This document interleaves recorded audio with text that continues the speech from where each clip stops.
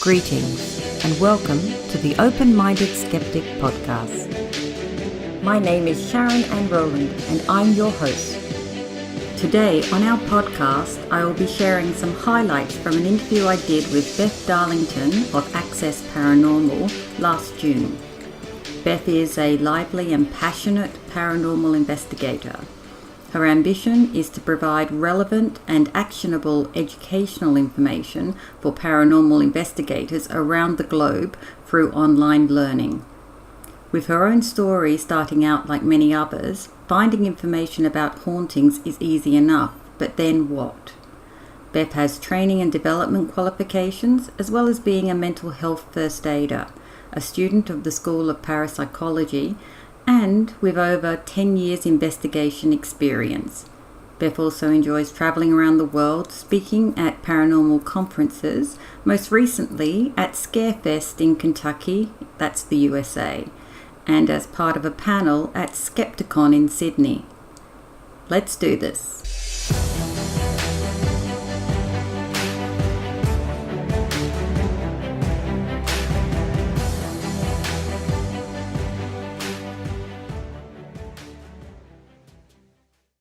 Do you believe in ghosts? How long's a piece of string? I believe in the possibility of it. I believe in the possibility of ghosts. I don't say 100% I do believe, but I think we should still at least be open to the possibility of an afterlife.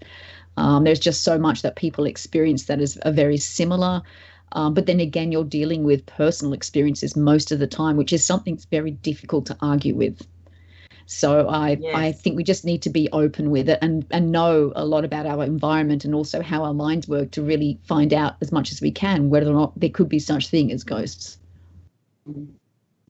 See, because I come from the ufology field, I put a lot of the UFO encounters and sightings and abductions back to a person's own truth and their own perception. Mm-hmm. And I've actually been lying in a field next to two newbies on a skywatch, and there's lots of stuff going on above my, I'm watching ships flying over left, right, and centre, but the people on either side of me can't see anything, but the person on the other side of the group is making the same hooting noises when I'm making hooting noises. So I worked out quite a few years ago that it all comes down to perception. And I think the ufology, sightings and paranormal events, I think it's all one and the same, to be honest. And I think a lot of it does come down to perception. And that's why somebody who's not had an experience of ghosts before, but is open to it, is probably more likely to actually have a sighting of some type. Yes, exactly. I think it's like you say, it's healthy to have a good critical mind when it comes to this type of phenomena, but don't shut yourself off too much, because the chances of something happening, you might actually miss it. So it's hard to be so balanced sometimes. We know as much as we can how much our brains are wired to keep us alive, but the attributes of that can also make it really difficult when you're trying to investigate something, particularly at nighttime. So it's I know what you mean. It's that whole sort of it really is down to personal experience and then working through that. Yeah. And look, I'm not dissing pareidolia and other photographic effects either. I mean, there is some legit photographic effects which look like ghosts but aren't actually ghosts. So there are instances where people have taken a photo and they think it's a legit ghost, but it isn't as well. So, and you understand that as well, don't you, Beth? Oh, of course, yeah, absolutely. It's not, and that's one of the reasons why with the magazine, anything that goes into the magazine photograph that I'm sent and it goes into an article, we always run it past a photographic expert before it goes into the magazine, just to make sure, and they check all the data. Is it called metadata? To make sure that nothing's been adjusted. Yeah, EXIF data, yeah. Now, that's it. Thank you. I'm not a photographer. I'm sure I knew that you would know what it was, though, because I'm sure you've done a bit of investigation that way Yep. too. So, what is your understanding of? Well, before we ask the second question. Do you want to keep going calling it a ghost, or would you rather call it an entity, or do you have a personal name for a ghost that you prefer to define it as, or are you happy with ghost? I'm happy with ghost, but I often term it as spirit as well. Spirit's kind of, I think, a little bit more generic for some people. So, but I'm fine with either way. Yeah, I kind of go to entity because then I think that kind of picks up the paranormal stuff, poltergeists, ghosts. It also picks up the ufology, kind of ETs, and it also picks up like your archangels, your angels experience. So it's kind of everything. I like spirit though. Let's go with spirit.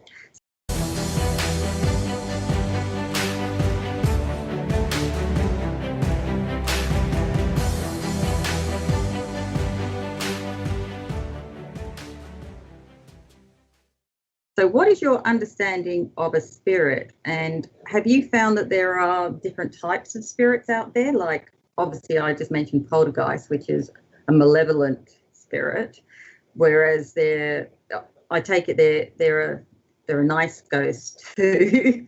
I don't know what you call that. I can't believe I just called it a ghost nice. But do you know what I mean? What are there types of ghosts that we call spirits? Well, it's a great question. It's I think again it's down to people's interpretations. But for me, from my experience, if there was such thing as an afterlife, and someone once they passed on, their energy was around in some way, and it would manifest in a spirit form. As above, so below is often what's termed. So if the person wasn't great in life, then they're not going to be so great when they pass over. So sometimes that's where maybe the more negative side of sort of spirit entities might possibly happen. Of course, there's a whole other realm of demonic. The D word, we won't go there just yet. We're too early into the interview. But, and then, of course, there's the nicer sides of it, which you don't actually often hear a lot about.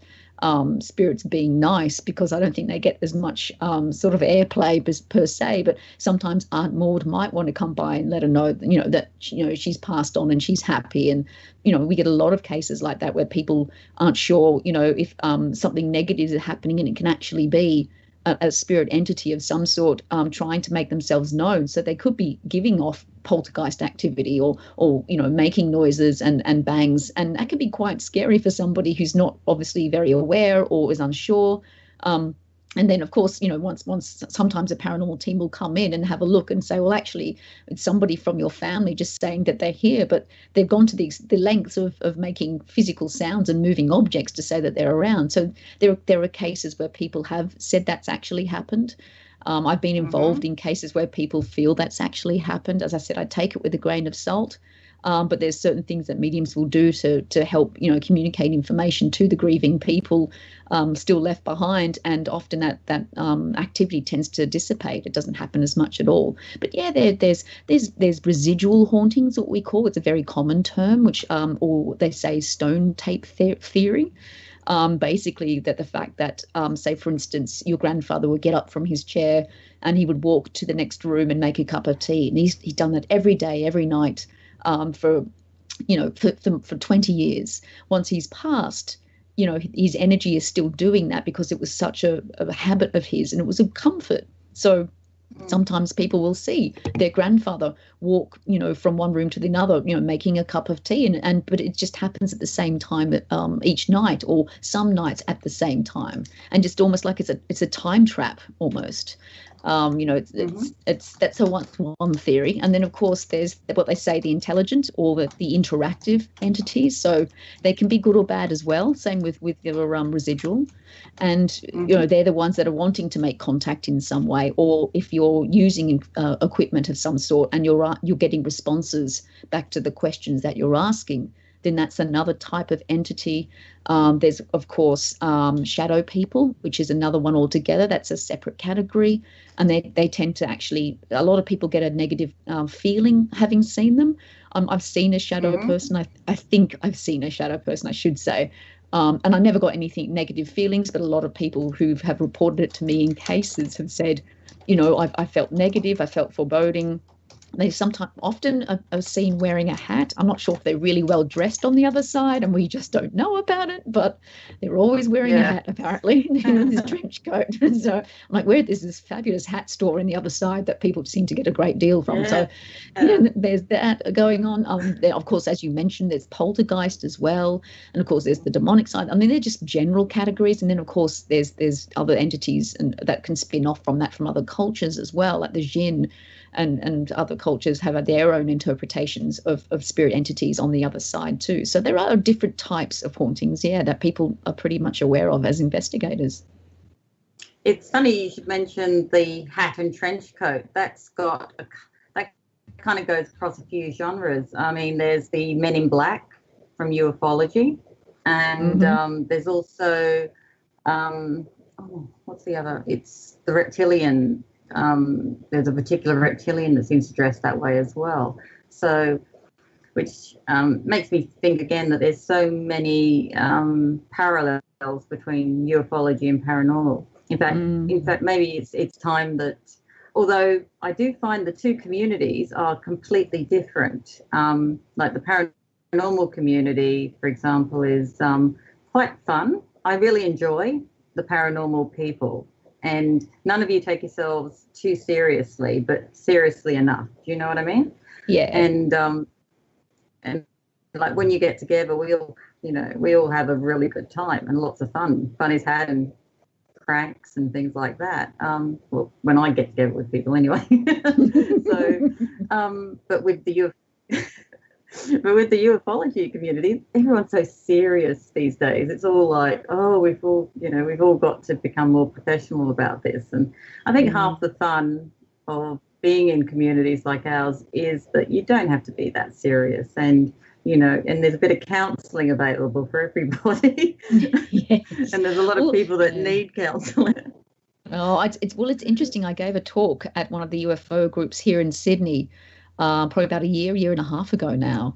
A lovely group of people, and it was and they really got a lot out of it.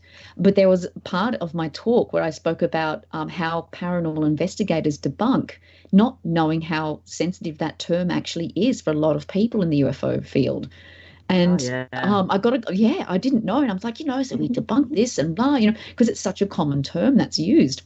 I'm surprised I made it out alive, but there were such beautiful people. They were very understanding when they approached me later and said, actually, that's not really a term, that's really insulting. I'm like, wow, tell me. And then I've obviously done research in that time and realizing the foundation of where this word comes from. And I thought, wow, I've got to change that. So, I mean, even recently I did a live video on Facebook about, changing terminology or looking at changing terminology that investigators use. And that was one of them because, meaning fraudulent connotations to it. We as investigators need to know that too, because it reflects on our work as well. It's not just, offending people who are in another field of interest when it comes to the paranormal.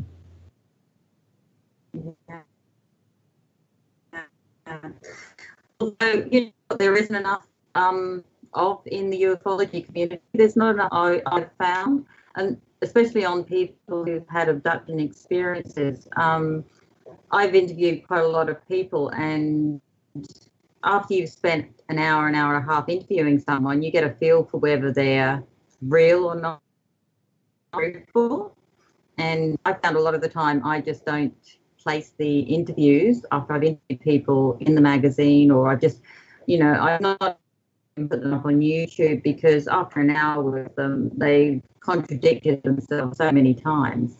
But these particular people have actually already done the tours of all of the UFO groups, or they've even done online, media interviews. And I just kind of shake my head and think, there isn't enough. And that's one of the things I love about the paranormal community. You guys do check stuff. You have all your equipment. You do all your tests. You check your photographs. And I think a little bit more of that in the ufology community would be great. And in your side, though, from the paranormal side, you guys need to be a bit more spiritual and on how you approach things, because I don't think there's too much between the two kind of entities that you're all experiencing. And in ufology, if you meditate and if you have a more spiritual outlook on things, you'll find contact is achieved a lot more. You have a higher frequency of contact. And I think if you did that in the paranormal community too, you would probably experience higher contact in your investigations. And it's interesting you mentioned that, because a lot of investigators see themselves as detectors of whether or not something paranormal happens. So trying to be as objective as possible can be difficult. So maybe having something like, a more open-minded or some meditation and opening themselves up might kind of give the suggestion that, it's almost like confirmation bias, that you are going to have contact in some way when you've got to be as middle ground as possible. So I can see what you're saying. And there is actually quite a few people that do mediumship as well as investigating. That's probably, I think, where their strengths are with that. And they can actually wear both hats as best as they can. But also we're kind of detectives and we're investigators, and it's, being aware of people having those kind of experiences or being open is good, but being that yourself, I think, would be a contradiction to what you're trying to do. So, but I like your point. It's a very interesting point. Maybe do you have any sensitives on your team? I'm actually a independent paranormal investigator. So I'm kind of like a freelancer. So I don't actually have a team per se. I actually work alongside other teams when they need a bit more experience, or if they're got a bigger case that they need a bit of help with. It also helps with events as well. And I thoroughly enjoy it because I get a lot more exposure to different teams. But I have worked alongside mediums. I don't do it very often, but there are only a few that I really do trust. There are a lot of great mediums out there, but I think it takes fine-tuning when it comes to paranormal investigations, because you're wanting it's not platform mediumship. You need someone who's going to pull facts, dates, times, how that person passed, where are they now, what's happening, and correlate it with the experiences the person's actually been having. It's a very different ball game. It's paranormal mediumship as opposed to platform mediumship. And I've worked with mediums in that way who have that skill set, and it's a whole other ball game. And you've got to be ready to face the yucky stuff. It's seeing somebody die, it's very different to having, your aunt come through to say that she loves you. So you've got to kind of stomach sometimes, as mediumships is concerned, some people are clairsentient and they can feel pain or they can taste blood and this kind of stuff. You've really got to have this kind of, I think, tougher exterior and just be ready for sometimes how, spirit's going to show how they passed. Actually, I'm feeling a bit ooey when you said that. I think, that would be very nice. I wasn't actually thinking kind of more along getting an actual medium in. I was actually thinking just people who are a little bit more sensitive so that can generate more activity. Because a lot of the people I do like skywatches with, none of them are mediums. Most of us, though, are kind of sensitive. So we can, and I find if you get quite a few sensitives together, then you actually generate activity from in the sky. I don't know. It's like a beacon. Does that make more sense? It's like that totally does. Yeah. So that's all. That's kind of what I'm thinking. Although the medium side would be interesting as well, especially if they could pull dates, as you say, and things like that out. That would be awesome. I hadn't even thought about that. Yeah, but as you say, you'd have to know you'd have to know that they were very good and accurate, I suppose, in that case. Yeah, I sometimes think there's more pressure on on a medium in a paranormal team in that way, particularly if you're dealing with, someone's case inquiry. It's almost like the pressure on to find that sort of kind of detail and correlate it with that person. But yeah, there are some mediums that thrive with that. But it's interesting you said the whole group of mediums that are sort of opening themselves up and then bringing sort of almost spirit energy closer to them and being that kind of magnet. It'd be interesting to do a bit of an experiment on that on locations. I mean, I always love doing experiments and seeing, if that is like a battery, instead of us trying to make communication with something that we just don't know is actually there. So you make a good point. Well, that's what we do when we do skywatches. You get a group, you do a circle, and you do like a mass meditation, and which we usually do 2 of them, and then once you're into the second meditation, you're kind of in that. Have you ever woken up and you kind of feel like you're above your body? like you haven't quite settled back into your body. You're kind of in that space where you're about a foot above your head, and because you've been meditating, like listening to beautiful music and words for the last 40 minutes. And then when you're in that space, basically you then all kind of picture, like when you're doing the ufology stuff, you kind of picture like a golden energy leaving your body or your heart space, and then you see it joining the others in the middle of the circle and then going up into the sky. And that's what everybody is. So the whole group is like concentrating on that connection. And then after that, if you've got a really focused group of people, I can guarantee we will get activity in the sky above, and even encounters. It's just amazing. So I'm thinking with paranormal, I know Mariana Flynn's group down, and is it Lorraine's group down in Sydney? Perhaps you could get a few of those together. Well, you might as well. Maybe that'll be interesting from used to conversing, and dealing with an energy that's something completely different as opposed to something that's earthly bound. So, maybe having those people there and doing that might increase activity, or maybe decreases it. We don't know. It's almost like when I was in Chernobyl last year, and we were doing a mini investigation there for a documentary series. And, you're surrounded by radiation. Like, is that going to enhance any type of possible communication, or is it going to diminish it? It's fascinating stuff. It's like, why not? Let's give it a go. What did you find? Did it increase it? I think having only about 6 or 7 hours at that location was not enough. I don't think I loved it. I loved every second of it. I was probably more worried about the radiation than the actual spirit activity. I must admit. They must limit. Yeah. Well, that's it. Yeah. They must have to limit time. Yeah. Yeah. Oh, yeah. Well, that's it. There are some buildings you can only be in for 10 minutes, and that's it. And the funny thing is with radiation is that you can't smell it, you can't see it, you can't taste it. So it almost felt like you're being hunted by something you can't see, smell, or taste. But it's like, well, at nighttime we're looking for the same kind of thing, not radiation, but spirit entities that we can't see, taste, or smell. But it's more the living that's more of a worry than the dead. Yes.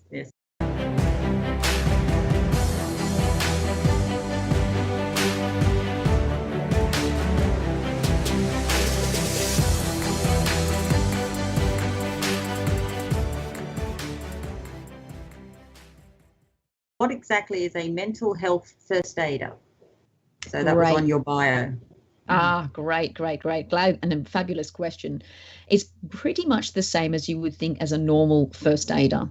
But what it is if someone's having a mental health crisis, you're the first person there to help them until actual help arrives. So if they could be having a sort of a depressive episode, they could be suffering anxiety, schizophrenia, you have the tools to be able to help them through, and then be able to refer them to somebody who's going to be more qualified to get them to the help they need. And it's really, really important.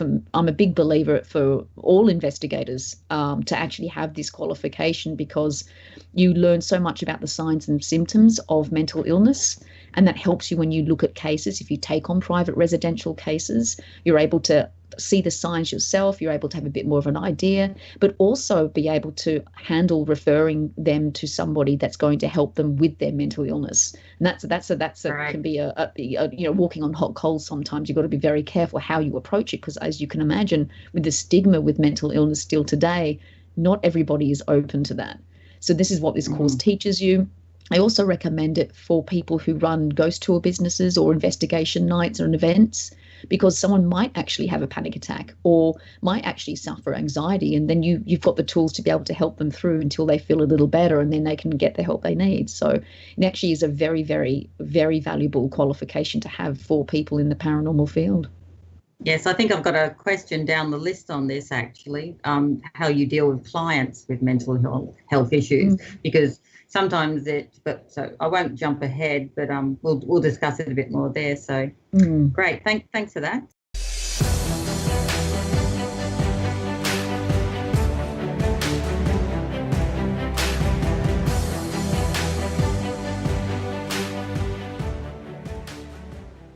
When a ghost is not being sensed, that's seen, heard, or felt by the living, do they still exist in our physical world? If not, where do they go?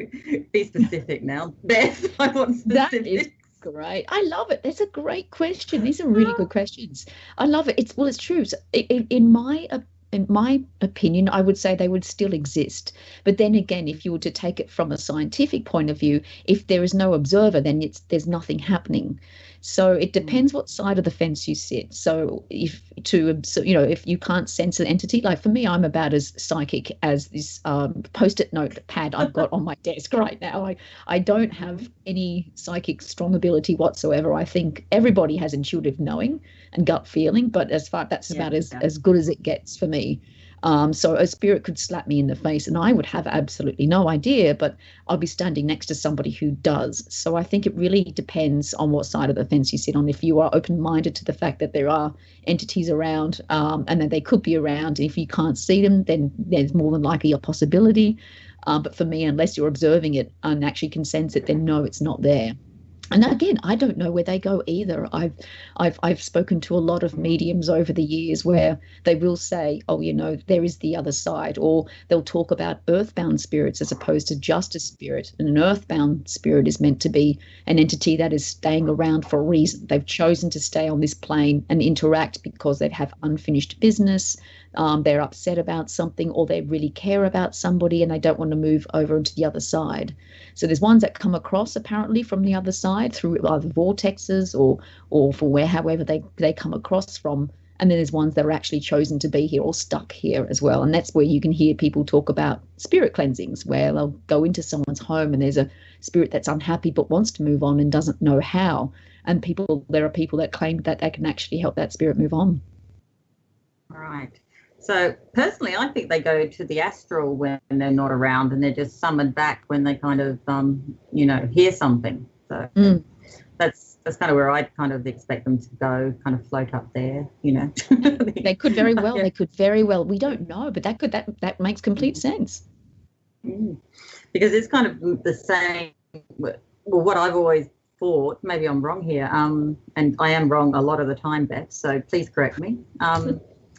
Just ask Sheila. She's forever educating me on dumb stuff I know, and but I've always felt that ghosts. Is that you snickering, Beth, or Sheila? It was me just sniggering, like going, "Oh." But I imagine ghosts are made up of the same kind of, ether or whatever as the astral plane is, and I just thought that's kind of where they hung out, in big groups, maybe had a few conferences up there called had their own conferences, Spook Fest, Astral Fest, and just occasionally they kind of heard something and thought, oh, I'll just poke my nose down and see what's going on, and although at Paracon about in 2015, David Schrader spoke, and he had a really good answer to that question, if I remember rightly. He actually thought it was time displacement that noises were. Did you? Yeah, and I thought that was clever. He basically said that when you hear somebody walking up steps and there's no one there, basically it's just a time slip. So somebody was walking up the stairs like 20 years earlier and it's just slipped and then it's gone back to normal. So I thought that was an interesting concept. So I suppose in that case it's but then everyone's coming out now and telling me time doesn't exist, so that wouldn't work.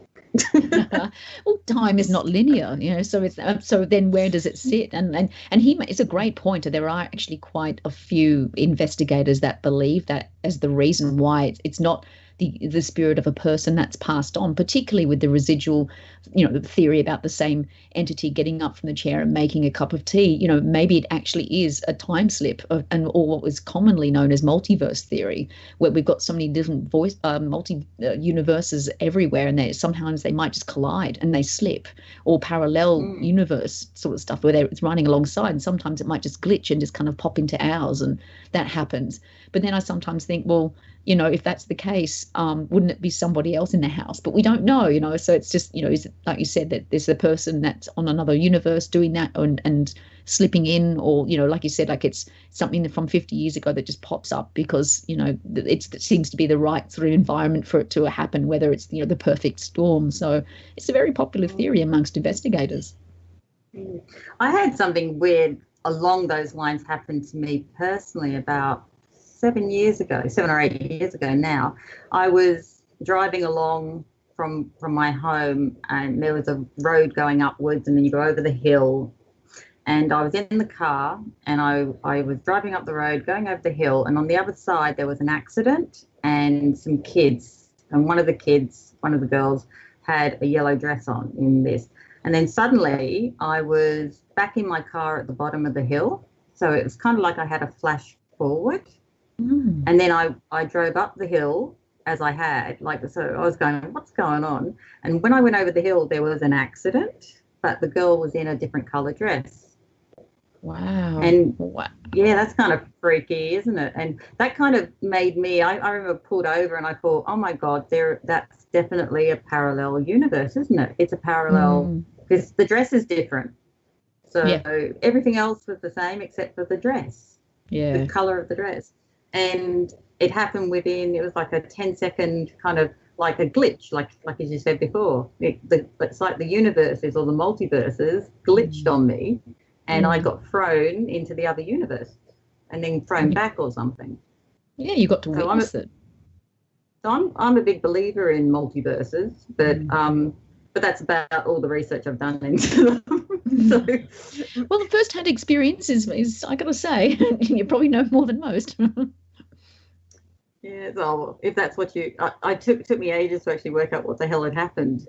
Because I did the whole day. I said, "Is that deja vu?" But then it's not deja vu at all. It's deja vu is just a feeling you've been in the same place before. So it's more like a past life memory, isn't it? Mm-hmm. Where this actually was more of a distinct experience. So, but anyway, these things happen, and you either write them down or you put them in that place in your mind that you can debunk them yourself. So.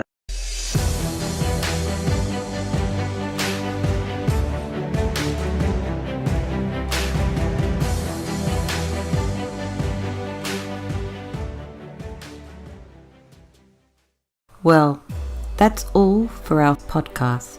Thanks for listening, and remember, if you want to support what we do, then share, subscribe, and leave a positive review over on iTunes for the open-minded skeptic.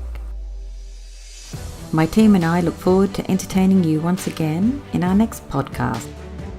To check when our next podcast is, simply head over to www.tomspod.com. That's www.tomspod.com.